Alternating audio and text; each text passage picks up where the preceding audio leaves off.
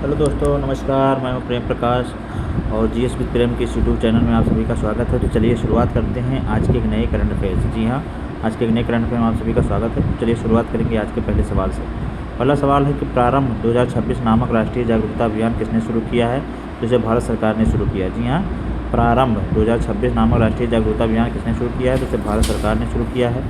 किस उद्देश्य से शुरू किया गया है? तो इसका उद्देश्य है नागरिकों को इनकम टैक्स एक्ट 2025 के बारे में जानकारी देना। जी हाँ, प्रारंभ जो नामक राष्ट्रीय जागरूकता अभियान है, इसका उद्देश्य है इनकम टैक्स 2025 के बारे में जानकारी देना। यह अधिनियम जो है 1 अप्रैल 2026 से लागू होगा। और प्रारंभ के फुल फॉर्म की बात करें, प्रारंभ का पूरा नाम तो policy reform and responsible action for mission विकसित भारत, और इसका नेतृत्व जो है वित्त मंत्रालय कर रहा है। इसे भी आप लोग याद रखेंगे। तो यहाँ हमने देख लिया कि प्रारंभ का फुल फॉर्म जो हमने देख लिया कि policy reform and responsible action for mission विकसित भारत होगा, और इसका नेतृत्व जो है हमारा वित्त मंत्रालय कर रहा है। इसे भी आप लोग याद रखेंगे। तो यहाँ हमने देखा कि प्रारंभ 2026 जो जागरूकता अभियान है, इसे भारत सरकार ने लागू किया है, चालू किया है, और किस उद्देश्य से? इनकम टैक्स 2025 के बारे में जानकारी देने के लिए। तो इसे आप लोग याद रखें। और यह अधिनियम जो है कब से लागू होगा? 1 अप्रैल 2026 से। इसे आप लोग याद रखेंगे। बहुत ही इंपॉर्टेंट क्वेश्चन है, हमारे एग्जाम में पूछे जाने की 100% संभावना। अगला सवाल देखेंगे। अब हम चलेंगे आज के दूसरे सवाल पे। दूसरा सवाल देखेंगे कि प्रकृति पहल, जी हाँ, प्रकृति पहल 2026 कहाँ आयोजित किया जाएगा? जी हाँ, तो ये हमारे नई दिल्ली में 19 से 22 मार्च तक, जी हाँ, ये प्रकृति पहल जो है हमारे 19 से 22 मार्च तक नई दिल्ली में आयोजित किया गया, जो कि जलवायु कार्रवाई और ग्रीन फाइनेंस की दिशा में महत्वपूर्ण कदम माना जा रहा है। यहीं पर कार्बन मार्केट पोर्टल लॉन्च किया गया है। जी हाँ, कार्बन मार्केट पोर्टल भी यहीं पर लॉन्च किया गया है, जिसका उद्देश्य कार्बन ट्रेडिंग और उत्सर्जन की निगरानी करना और उसे मजबूत करना। ये इससे जो है ऊर्जा दक्षता ब्यूरो द्वारा विद्युत मंत्रालय और पर्यावरण मंत्रालय के द्वारा लॉन्च किया गया है। तो यहाँ हमने देख लिया कि यहाँ पर कार्बन मार्केट पोर्टल भी लॉन्च किया गया है, जिसका उद्देश्य जो है कार्बन ट्रेडिंग और उत्सर्जन की निगरानी करना है। प्रकृति का पूरा नाम देखा जाए तो यहाँ पर परिवर्तनकारी पहलों के एकीकरण हेतु सुदृढ़ता, जागरूकता, ज्ञान और संसाधनों को बढ़ावा देना। तो ये इसका पूरी जो है पूरा नाम हो गया। प्रकृति का जो पूरा नाम है यहाँ पर हमने देख लिया कि परिवर्तनकारी पहलों के एकीकरण हेतु सुदृढ़ता, जागरूकता, ज्ञान और संसाधनों को बढ़ावा देना। तो इस तरह हमने देख लिया। तो ये हमारा दूसरा क्वेश्चन था। प्रकृति पहल का कहाँ आयोजित हुआ? नई दिल्ली में। जलवायु कार्रवाई और ग्रीन फाइनेंस की दिशा में एक महत्वपूर्ण कदम माना गया है। अगला क्वेश्चन देखेंगे। आज का तीसरा सवाल जो कि बहुत इंपॉर्टेंट है, ये भी बहुत इंपॉर्टेंट क्वेश्चन है। सेबी की पूर्णकालिक सदस्य कौन बनी? जी हाँ, अभी हाल ही में सेबी की पूर्णकालिक सदस्य किसे बनाया गया है? तो केवी रमना मूर्ति को। जी हाँ, केवी रमना मूर्ति को भी हाल ही में जो है सेबी का पूर्णकालिक सदस्य बनाया गया है, और उन्हें 3 साल के कार्यकाल के लिए नियुक्त किया गया है। जी हाँ, 3 साल के कार्यकाल के लिए नियुक्त किया गया है। अब हम सेबी की बात कर लेंगे तो security exchange board of India इसका फुल फॉर्म होता है। स्थापना की बात करेंगे तो 1988 में, जी हाँ, 12 अप्रैल 1988 को इसकी स्थापना हुई थी, और संवैधानिक मान्यता जो है इसे 1992 में मिली थी, 1992 में मिली थी।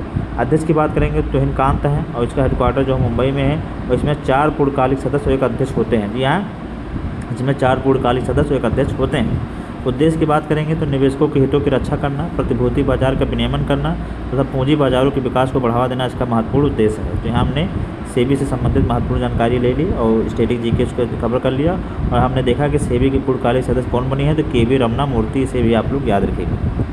अगला हम लोग देखेंगे आज का चौथा सवाल। जी हाँ, चौथा सवाल हम जो कि स्टैटिक जीके से संबंधित है, तो आप देखेंगे कि क्यूआर कोड का आविष्कार कब किया गया? जी हाँ, क्यूआर कोड का आविष्कार कब किया गया था? तो ये 1994 में किया गया था। जी हाँ, क्यूआर कोड का आविष्कार कब किया गया था? 1994 में। क्यूआर कोड का आविष्कार जो है 1994 में जापान के मासाहिरो हारा के द्वारा, जी हाँ, मासाहिरो हारा ने किया था। और क्यूआर कोड का पूरा नाम जो है क्विक रिस्पांस है। जी हाँ, क्यूआर कोड का पूरा नाम क्या है? Quick response.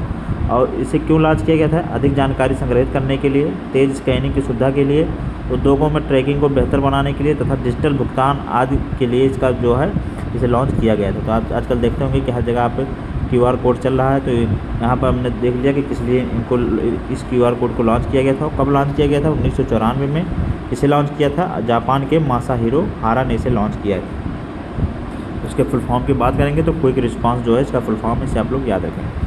अब हम चलेंगे आज के प्रमुख ऑनलाइनर्स की डिस्कस करेंगे। जी हाँ, कुछ प्रमुख ऑनलाइनर्स जिनके बारे में हम चर्चा करेंगे और देखेंगे कि हमारे आज प्रमुख ऑनलाइनर्स कौन से। तो पहला सवाल है कि मुख्यमंत्री अपना सुखी परिवार योजना किस राज्य ने शुरू किया गया? जी हाँ, मुख्यमंत्री अपना सुखी परिवार योजना किस राज्य ने शुरू किया? तो इसे हिमाचल प्रदेश ने शुरू किया है, वहाँ यहाँ के मुख्यमंत्री सुखविंदर सिंह सुक्खू हैं। तो यहाँ हमने देख लिया कि मुख्यमंत्री अपना सुखी परिवार योजना सुखविंदर सिंह सुक्खू के द्वारा हिमाचल प्रदेश ने शुरू किया है। इसे आप लोग याद रखेंगे। अगला देखेंगे, खेलो इंडिया ट्राइबल गेम्स 2026 का आयोजन कहाँ हो रहा है? तो यह छत्तीसगढ़ में हो रहा है। जी हाँ, खेलो इंडिया ट्राइबल गेम्स का आयोजन कहाँ हो रहा है? हमारे छत्तीसगढ़ में हो रहा है। इसे आप लोग याद रखेंगे।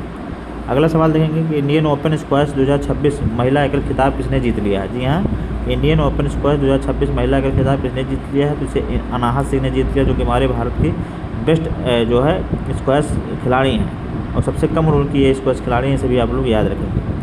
अगला हम लोग देखेंगे, अगला सवाल, नेशनल पैरा एथलीट्स चैंपियनशिप कहाँ आयोजित होगा? जी हाँ, नेशनल पैरा एथलीट्स चैंपियनशिप कहाँ आयोजित होगा? तो ये भुवनेश्वर के कलिंगा स्टेडियम में आयोजित होगा। इसे भी आप लोग याद रखेंगे, भुवनेश्वर के कलिंगा स्टेडियम में। तो इसे भी आप लोग याद रखेंगे।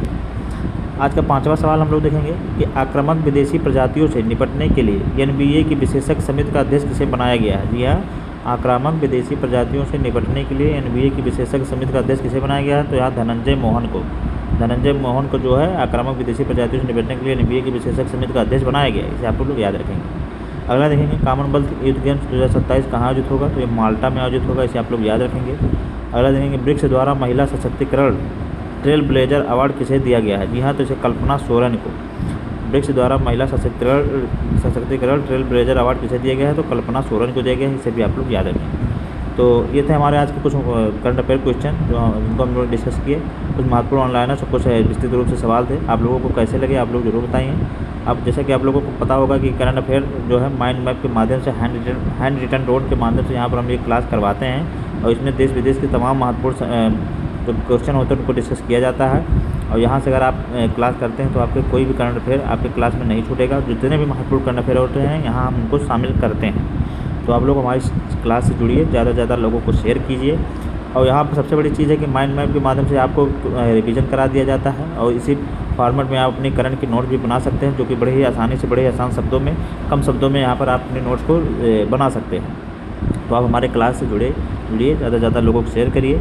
क्लास अच्छी लग रही है तो और लोगों को जोड़िए और कई लोगों को जोड़ेंगे तो हमें भी थोड़ा अच्छा लगेगा। तो चलिए फिर मिलेंगे नए वीडियो में, नए करंट अफेयर वीडियो के साथ। तब तक पढ़ते रहिए, स्वस्थ रहिए। नमस्कार, जय हिंद।